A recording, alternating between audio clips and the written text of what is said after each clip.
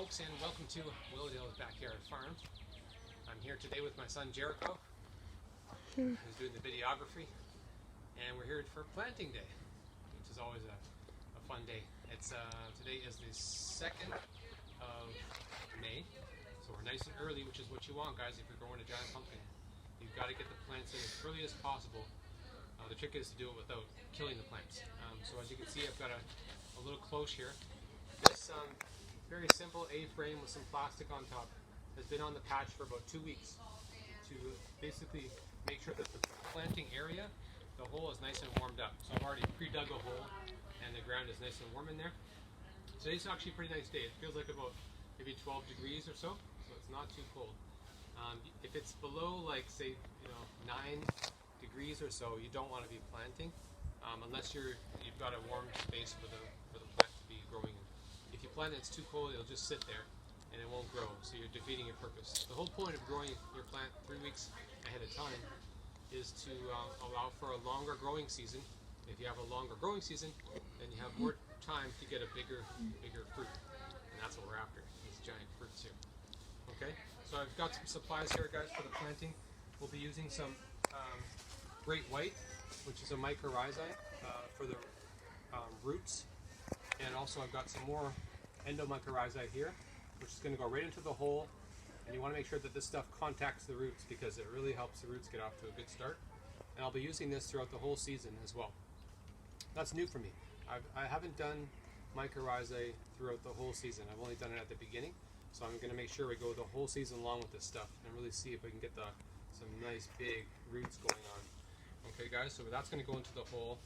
I've got my distilled water here, and this is some micronutrients. You can get this off of Amazon. This Marfil stuff comes from BC, which is a little shout out to my old home, the West Coast, BC, and I got it for like $9 at Whole Foods, so great price. And yeah, you can use that just a tiny bit. So in a jar this size, you want like half a teaspoon, right? Just to kind of give the plants a little help when they're going into shock when they're being transplanted. Okay. By the way, this was recommended to me by Mark Clements, who is an expert giant pumpkin grower, and you can check out his stuff on YouTube. It's fantastic videos, how-tos on how to grow a giant pumpkin successfully. So check out Mark. His site, I believe, is called Keep It a Secret, Home and Garden Tips. Okay, thanks, Mark, for all the help. Alright, so yeah, without further ado, let's get planting. I've got 2 plants here. We always like to plant 2 plants because you never know, right?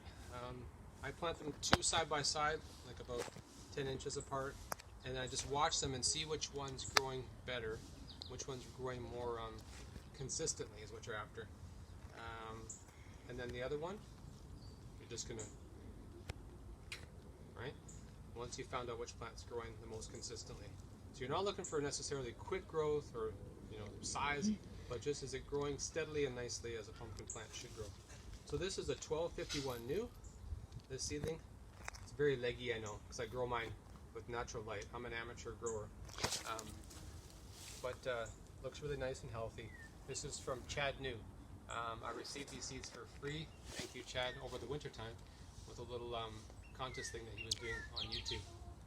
Again, if you want to know how to grow a giant pumpkin, go check out Chad New's channel on YouTube. Some great stuff there. Okay, so thank you, Chad. So this is a 1251 new, and this one over here is a 1378 new. We're going to plant both of these 2 guys, and yeah, we'll see how she goes. So Jericho will kind of look over my shoulder here so you guys can see what's going on, and we'll start planting. So I like to do this all by hand. And what you want to do, you want to be careful, guys, that you don't snatch the roots out of here. So you just want to gently take it out of the tub. Okay, not damaging the roots. Oh, we've got some nice roots there. Looks good, eh, Jokes? Really nice. Now, what I want to do is I get my little pepper shaker here, the mycorrhizae. I'm going to put this stuff right onto the roots. Sorry, that's how Mark says roots. It's roots. So we're going to put that on there. And you can't really overdose too much on this stuff, guys, so just liberally get that on there. And then we'll put some into the hole as well. Okay, guys, so it's going to make contact with the roots. And then what we'll do is just gently put this guy in. Now, when you're planting, guys, you also want to put the direction of the plant, or if you want the vine to grow that way, that's your direction you want it to go. Then you see this first true leaf right here? You want to plant the plant so that the first true leaf is pointing the opposite direction of where you want the vine to go. So there's my first true leaf, so that's why I'm putting the plant this way. Now I can see here that my hole is a little small because this guy is so leggy. So what we'll do, maybe we'll just, maybe we'll stop this video. It's getting pretty long. And then we'll do another video and we'll try it again. Okay, guys? So thanks for watching. And please, if this was helpful or you enjoyed it, give it a like and subscribe. And we'll do another one in a couple seconds here, okay? Signing off from Willowdale's Backyard Farm.